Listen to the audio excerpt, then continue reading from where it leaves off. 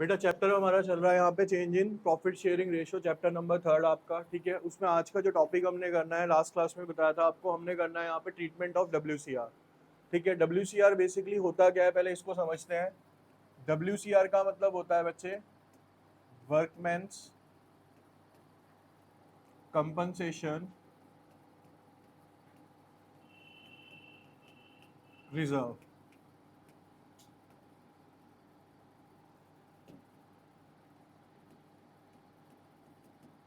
ठीक है।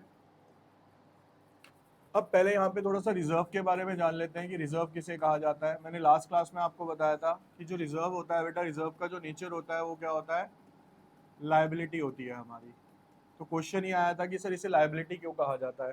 देखो रिजर्व का मतलब होता है जो भी आपके पास पैसा आ रहा है, ठीक है, चाहे फर्म है, कंपनी है, कुछ भी है, वो क्या करती है उस पैसे में से कुछ पैसा अलग निकाल के रख लेती है किसी भी कंटीजेंसी के लिए या फ्यूचर में कोई प्रॉब्लम होती है उसके लिए, ठीक है। जैसे अगर हम पर्सनल लाइफ में अपनी बात करें तो हम मेडिक्लेम कराते हैं, तो हम भी अपने पैसे का क्या कर रहे हैं, एक तरीके से थोड़ा सा रिजर्व निकाल के मेडिक्लेम में डाल देते हैं बेसिकली, ठीक है ना।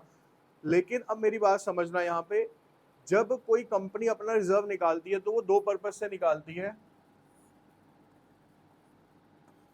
वो दो रिजर्व होते हैं, एक होता है बेटा आपका जर्नल रिजर्व। जर्नल रिजर्व का मतलब क्या है, जर्नल का मतलब होता है आमतौर पे, ठीक है। हमने क्या करा, 1 लाख रुपया कमा रहे थे, 10,000 रुपये निकाल के अलग कर दिए। जर्नल रिजर्व क्या है, फ्यूचर में मुझे गाड़ी लेनी पड़ जाए, मेरी फैक्ट्री में आग लग जाए, किसी इंप्लॉय के साथ कोई नुकसान हो जाए, XYZ मेरे साथ कुछ भी हो जाए, मैं उस पैसे का यूज वहां पे कर सकता हूँ। जर्नल का मतलब आमतौर पे निकाला गया रिजर्व जो कहीं पे भी यूज किया जा सकता है।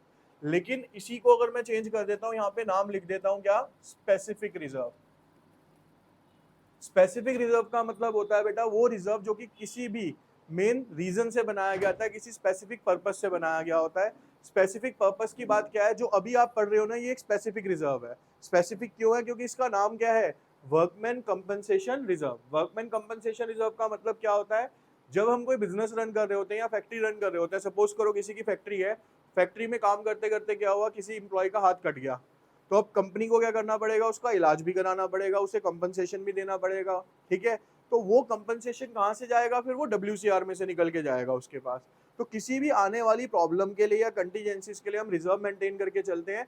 अब इसको स्पेसिफिक क्यों कहा गया, क्योंकि इसको नाम दे दिया गया कि ये रिजर्व स्पेशली बनाया किस लिए, मैंने वर्कमैन्स के लिए बनाया है, और इसका यूटिलाइजेशन भी मैं कहाँ कर सकता हूँ, सिर्फ वर्कमैन कंपनसेशन के लिए ही करूंगा। अगर बच जाएगा तो मैं इसे कहीं और यूज नहीं कर सकता।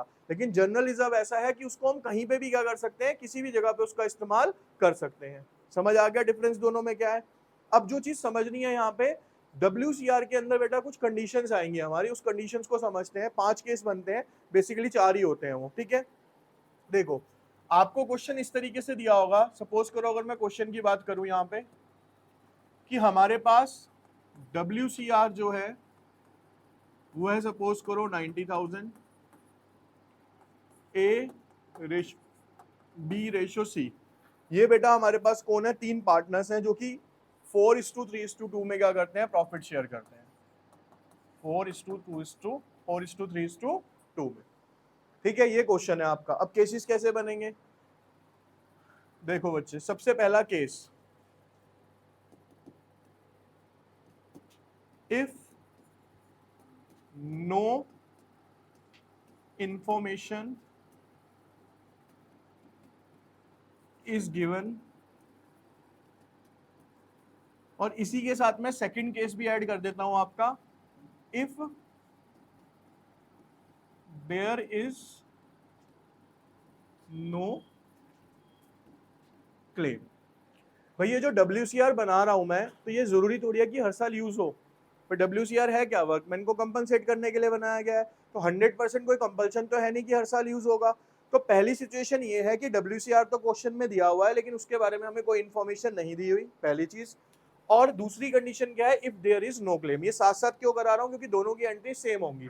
बेटा मेरे पास 90,000 का रिजर्व पड़ा है, मैंने उसको यूज नहीं किया, अब मेरे को बुक्स ऑफ अकाउंट अपनी क्लोज करनी है। तो मैंने लास्ट क्लास में आपको सिखाया था treatment of reserve. Treatment of reserve में क्या बोला था, भाई रिजर्व जो है बेसिकली इसका नेचर क्या है सर, यहाँ पे लायबिलिटी है। लायबिलिटी का सर जो बैलेंस होता है वो हमेशा क्या होता है सर, क्रेडिट होता है। मैंने आपको क्या बताया कि कोई भी एग्जिस्टिंग लायबिलिटी है तो उसे हमें क्या करना पड़ेगा सर, राइट ऑफ करना पड़ेगा। तो अगर मेरे को इसको राइट ऑफ करना है तो मेरी एंट्री क्या बनेगी यहाँ पे, WCR account debited 90,000 to A's capital account to B's capital account to C's capital account. बटेगा कैसे सर, 90,000 का WCR है, आपको बताया था किस रेशो में बांटते हैं बेटा हम, ओल्ड रेशो में, तो कितना हो गया सर ये 4/10, तो ये आ गया बच्चे यहाँ पे 36,000, 9 है, अच्छा 4 3 7 9 है, ठीक है, 4/9, तो ये हो जाएगा बेटा 10,000। अब कितना हो गया बच्चे ये 40,000, 30,000 और 20,000। तो ये हमने क्या करा, WCR को डिस्ट्रीब्यूट कर दिया, क्यों, क्योंकि सर WCR का हमने कोई भी यूज नहीं करा। तो इससे ये चीज समझ आ जाती है, अगर कोई भी लायबिलिटी रिजर्व यूज नहीं होते तो उसे क्या करना है, हमें फिर बुक्स में राइट ऑफ करके शो करना है। क्लियर है ये पहला केस। अब दूसरा केस समझना ध्यान से, अब सिर्फ कंसंट्रेशन यही रखना बच्चे अब अपना पूरा, दूसरा नहीं है बेसिकली। अब केस क्या बन जाएगा आपका, ये तीसरा, क्योंकि पहले दो केस तो हो गए। अगर इन्फॉर्मेशन नहीं दी तो उसका मतलब भी क्या है, WCR यूज नहीं हुआ, और ये क्या रखा है कि हमने कोई क्लेम नहीं करा, उसका मतलब भी यही है कि WCR यूज नहीं हुआ। अब अगले केस में बच्चे वो यहाँ पे कहता है, इफ WCR क्लेम ऑफ ₹45,000, मैंने 45,000 रुपए का WCR यूज कर लिया।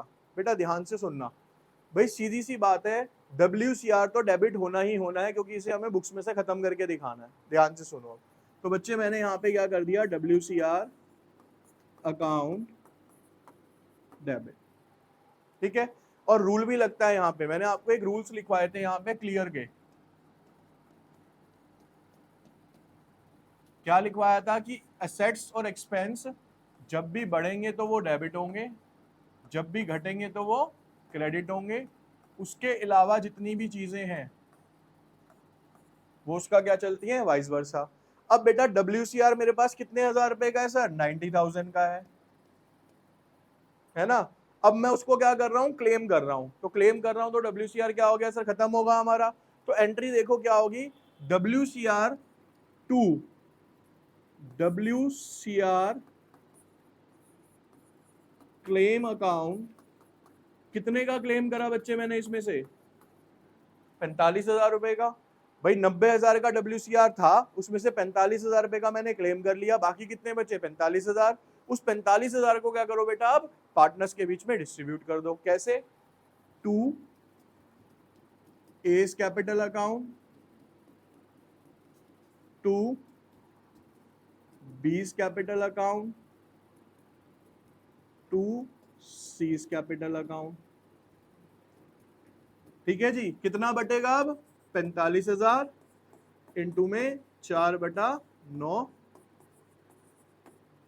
20,000, 15,000, 10,000, हो गए 90,000 पूरे। समझ आया भाई, बहुत बेसिक सा है ये। पहला केस हमने यूज नहीं किया, पूरा बांट दो। दूसरा केस जितना उसमें से यूज कर लिया वो कहां चला गया, क्लेम में, बाकी का जो बचा हुआ है वो क्या हो गया, पार्टनर्स के बीच में डिस्ट्रीब्यूट हो गया। अब तीसरा केस समझना क्या आएगा, तीसरा हो गया सॉरी। अब अगर मैं केस फोर्थ की बात करता हूं यहां पे, इफ WCR क्लेम ऑफ ₹90,000, भाई WCR कितने का है मेरे पास, 90,000 का, क्लेम भी कितने का हो गया सर, 90,000 का। तो सिंपल और इजी हो जाएगी एंट्री, क्या बनेगी एंट्री अब, WCR अकाउंट डेबिटेड कितना sir, 90,000 to WC claim account कितना सर, 90,000, हो गया खत्म, है ना। तो तीनों सिचुएशन समझ आई, बेसिकली 4 सिचुएशन हुई है, लेकिन 3 मान के चलते हैं। पहला सर हम यूज ही नहीं कर रहे तो पूरा का पूरा बांट दो। दूसरा सर जितना है, कंडीशन सुनना, दूसरी कंडीशन ये है कि सर जितना मेरे पास WCR है मैं उससे कम यूज कर रहा हूं, तो जितना यूज कर रहे हो वो क्लेम में चला जाएगा, बाकी का क्या होगा वो पार्टनर्स में डिस्ट्रीब्यूट हो जाएगा। तीसरी कंडीशन क्या है सर, जितना मेरा WCR है मैं पूरे का पूरा यूटिलाइज कर लेता हूं, तो वो पूरा का पूरा किस में चला गया सर, आपका क्लेम में चला गया।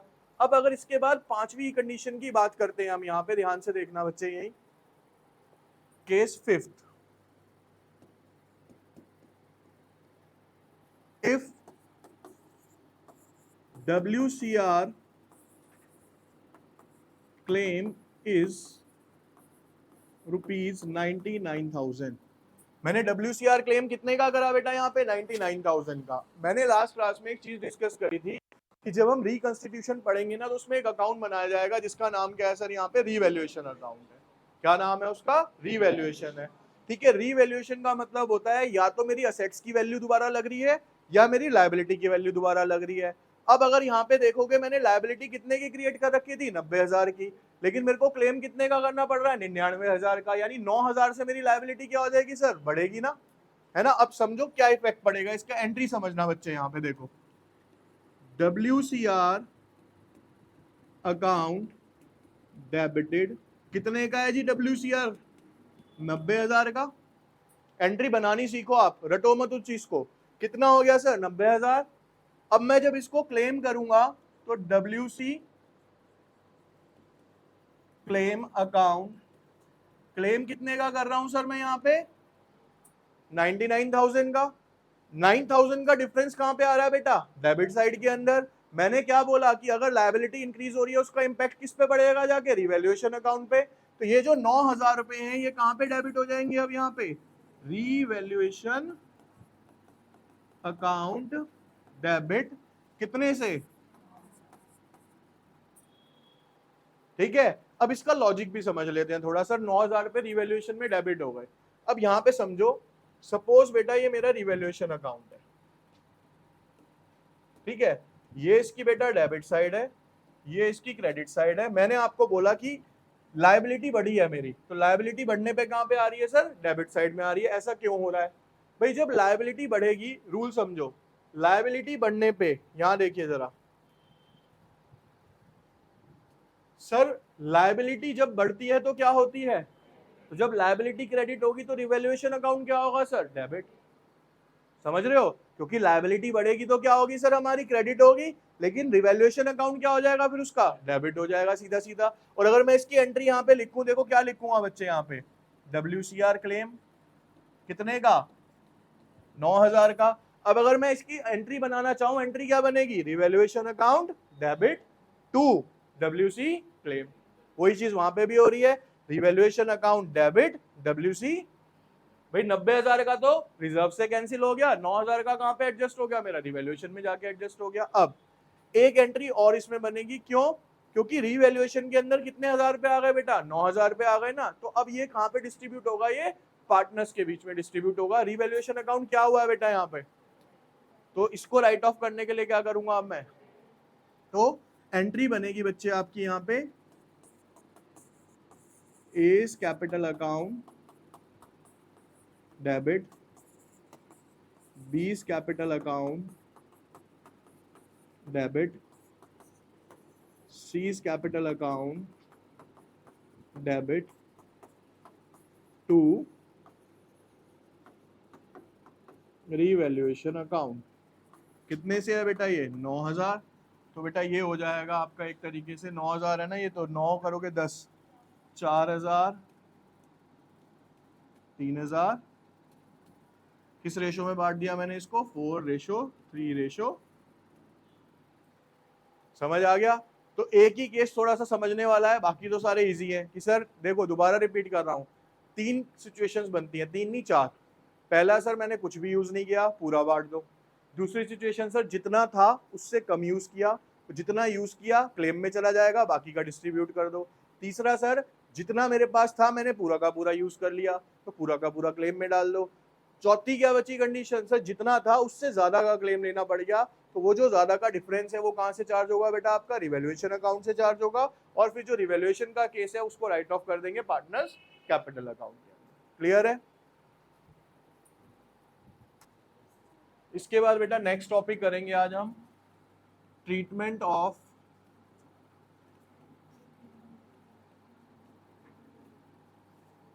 IFR, investment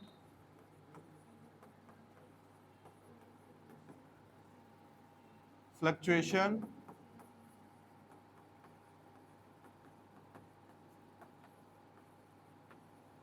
reserve.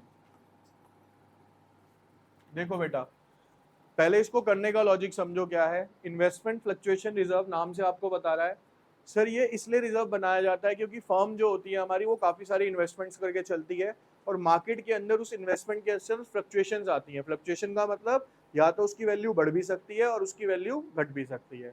लेकिन अगर हमारी इन्वेस्टमेंट की वैल्यू इन केस घट गई तो कंपनी को क्या हो रहा है, उस टाइम पे फर्म को लॉस हो रहा है। तो उस लॉस को बियर करने के लिए हम पहले से क्या प्रिपेयर करके चल रहे हैं, अपना एक रिजर्व मेंटेन करके चल रहे हैं। ठीक है, इसको ऐसे समझो कि भैया आपने शेयर मार्केट में 1 लाख रुपया लगा रखा था, आपको ये उम्मीद थी कि वो बढ़ जाएगा, लेकिन आपको ये पता था कि शेयर मार्केट एक ऐसी चीज है बढ़ भी सकती है और घट भी सकती है। सडनली वो क्या हुआ कि 30,000 रुपये आपका लॉस हो गया। तो अगर आपने पहले से 30,000 रुपये का एक रिजर्व मेंटेन कर रखा होगा, अलग से आपके पास पड़े होंगे, तो आपको दिक्कत नहीं होगी। लेकिन अभी आप पे नहीं है और लॉस हो गया तो फिर दिक्कत। तो सेम फर्म सोच के चलती है कि अगर इनकेस कभी लॉस होता है तो उसके लिए पहले से क्या बना के चलते हैं, वो अपना रिजर्व बना के चलते हैं।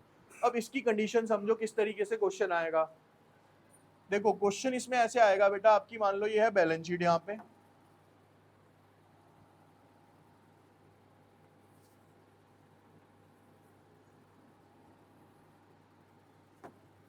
यहाँ पे होती है बच्चे आपके पास लायबिलिटी, अमाउंट, असेट्स, और ये हो गया आपका अमाउंट, क्रेडिट, डेबिट। अब आपको यहाँ पे दे रखा है IFR और यहाँ पे आपको दे रखा है बेटा इन्वेस्टमेंट, क्योंकि इन्वेस्टमेंट क्या है सर, मेरी एक तरीके से असेट्स कहलाएगी। ठीक है, इन्वेस्टमेंट की वैल्यू है बेटा आपकी 2 लाख और IFR की वैल्यू है आपके पास 18,000। ठीक है, इसमें बेटा आपके पास पार्टनर्स हैं, ABC लेते हैं हम यहाँ पे 4:3:2 में। ठीक है, अब इसमें केसेस समझो क्या क्या केस आ सकते हैं। इसमें भी 5-6 केसेस बनते हैं हमारे। पहला केस समझते हैं, case first, if no information is given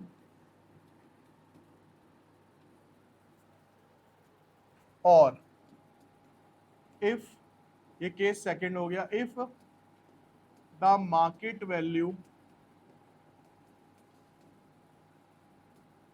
of investment is 2 lakh. पहले ये समझो बेटा, इस क्वेश्चन में जो दी हुई है ना, ये वाली जो वैल्यू है आपकी, ये कहलाती है आपकी बुक वैल्यू।